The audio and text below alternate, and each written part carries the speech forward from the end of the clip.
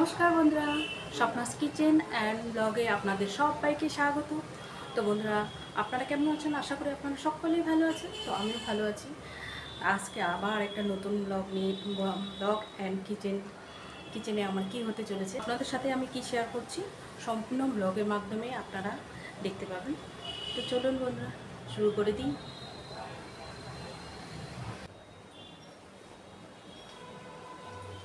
তো বন্ধুরা দেখুন, আজকে খুব একটা পরিচিত শাক, কচু শাক আমরা সবাই চিনি। তো আজকে আমি একটা কচু শাকের ভর্তা করব। যে দেখুন, অনেকগুলো শাক ভালো করে বেছে নিয়ে ধুয়ে নিয়েছি, আর একটা শাক লেগে গেল। আর তার সাথে থাকছে বাটা মাছ। বাটা মাছের একটা আর কি হালকা পাতলা ঝোল হবে। প্রচণ্ড গরম, এই গরমের মধ্যে এই দুটো রেসিপি করছি, সেটাই আপনাদের সাথে আর কি শেয়ার করব। তো চলুন শুরু করে দিই। কড়া বসিয়ে দিয়েছি আগে বন্ধুরা, জল দিয়ে দিয়েছি, জ্বালিয়ে দিলাম।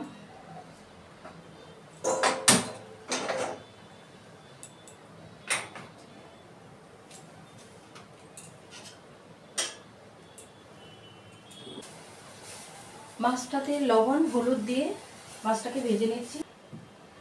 আর বন্ধুরা দেখুন, মশলার মধ্যে এখানে নিয়েছি কাঁচা লঙ্কা, বেশ কয়েকটা কাঁচা লঙ্কা, রসুন, আদা আদা পেস্ট, জিরা পেস্ট, আর হচ্ছে এখানে পেঁয়াজের পেস্ট, আর এখানে অর্ধেক টমেটো নিয়েছি। যেহেতু বন্ধুরা মাছের পরিমাণটা কম, ওই জন্য আমি অল্প অল্প করে মশলা নিয়েছি। আর এখানে কচু শাকের জন্য মেন হচ্ছে এই যে রসুন আর কাঁচা লঙ্কা। মাছটাতে এখন আমি লবণ আর হলুদ দিয়ে ভেজে নেব।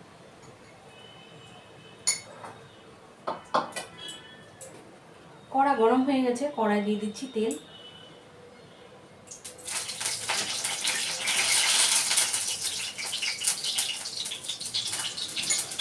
সামান্য লবণ দিয়ে দিলাম, নাহলে তেল ছেটা পড়বে বন্ধুরা, গরম তেলের ছেটা পড়ে খুব।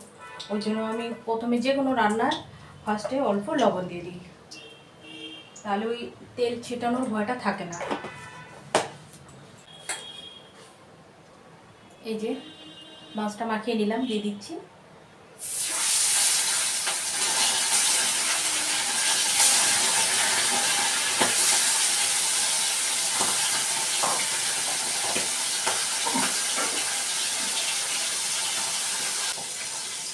এভাবে বন্ধুরা দেখুন, জল গরম হয়ে গেছে।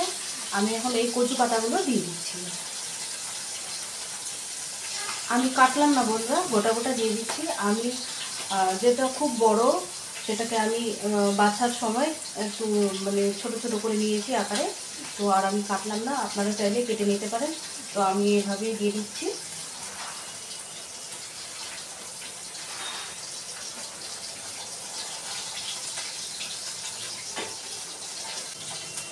সাথে দিয়ে দিচ্ছি এই যে রসুন,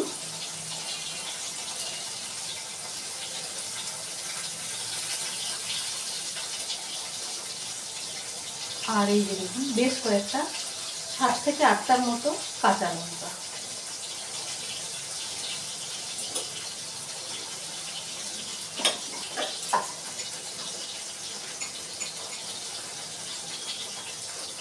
আর হচ্ছে সামান্য ছোটো চামচের 1 চামচ আর কি লবণ দিলাম। আর বাটার সময় আমি টেস্ট করে দেখবো, যদি লবণের প্রয়োজন হয় তাহলে আমি লবণ দেবো পরে।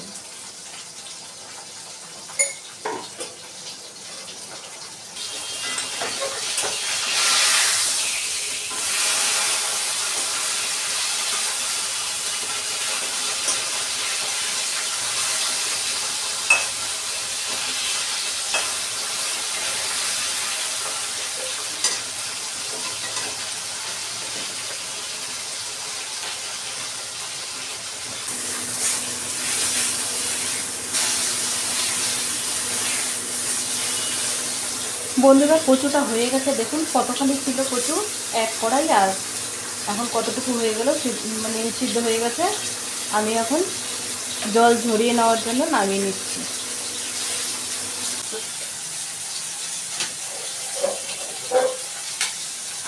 বন্ধুরা কচুটাকে নামিয়ে নিয়ে এখন জল ঝরতে দিচ্ছি বন্ধুরা।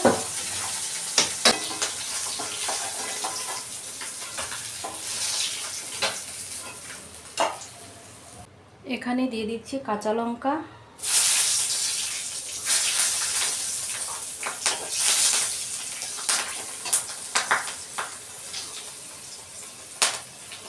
পেঁয়াজ বাটা, রসুন বাটা,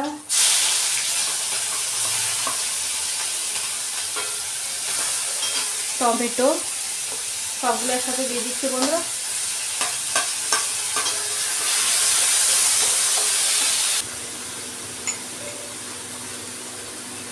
দিয়ে দিলাম লবণ।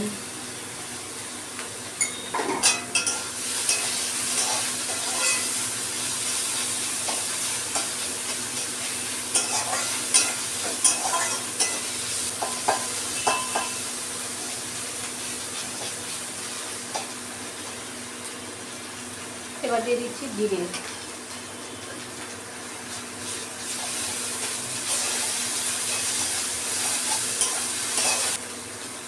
হলুদ গুঁড়ো, সামান্য জল দিয়ে দিচ্ছি।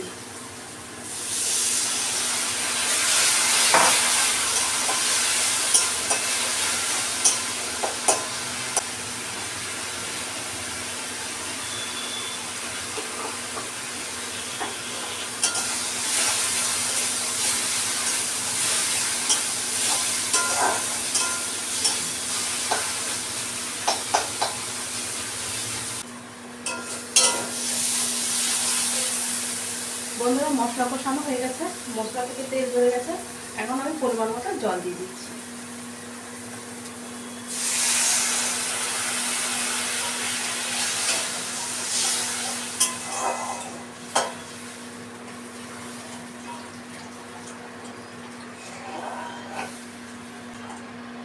বন্ধুরা দেখুন মাছের ঝোল ফুটে গেছে, আমি এখন মাছটা দিয়ে দিচ্ছি।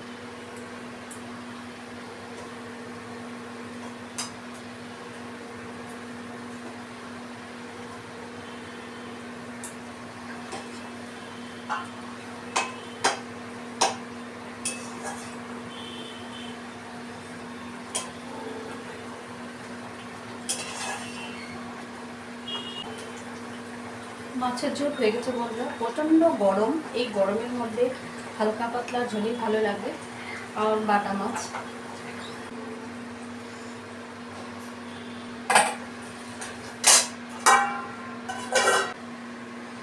কচুটাকে যে সিদ্ধ করে রেখেছি, জল ঝরিয়ে গেছে আর ঠান্ডা হয়ে গেছে। এখন আমি বেটে নেব।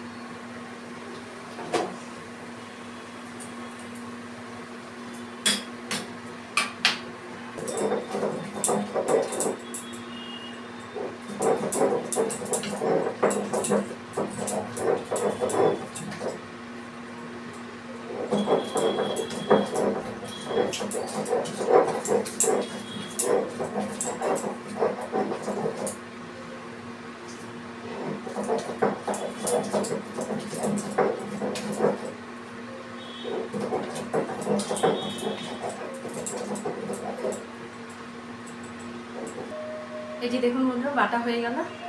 এটাকে আমি এখন সরষের তেল, শুকনো লঙ্কা আর কালো জিরার মধ্যে ফোড়নের মধ্যে একটু ভেজে নেব। শুকনো লঙ্কাটাকে বন্ধুরা আমি উঠিয়ে নিচ্ছি। একটু ঠান্ডা হয়ে গেলে হাত দিয়ে গুঁড়ো করে তারপরে মানে বাটাটার মধ্যে আমি দিয়ে দেবো।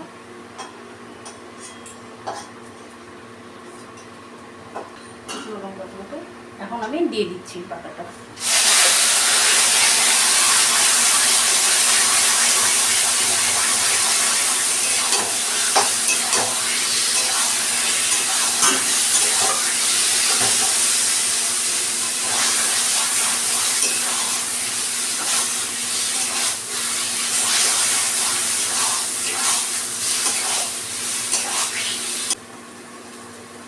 বন্ধুরা, আমি একটু লবণটা দেখে নিলাম, লবণটা আরও লাগবে, তো লবণ দিয়ে দিচ্ছি।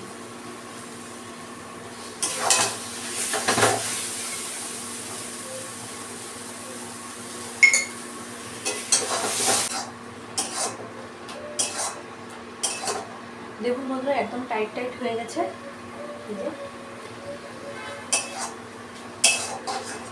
এখন আমি নামিয়ে নিচ্ছি।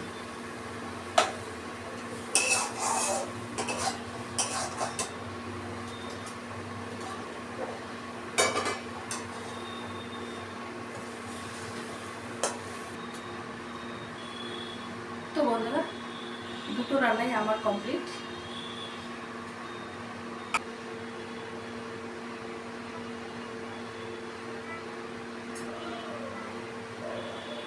তো বন্ধুরা দেখুন,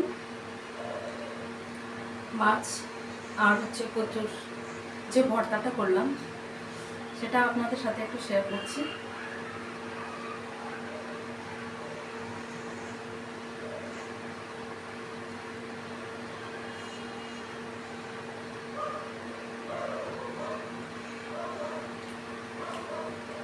কি বলবো বন্ধুরা, দুর্দান্ত হয়েছে। তো আবারও বলছি, আমি খাচ্ছি, আমি রান্না করেছি আর আমি বলছি এখন আমার পক্ষে খুব ভালো হয়েছে। আর বিশেষ করে তো যে কোনো ভর্তাই আমার খুব ভালো লাগে, একদম সব দিক দিয়ে পারফেক্ট, লবণ, ঝাল আর গলাও ধরছে না।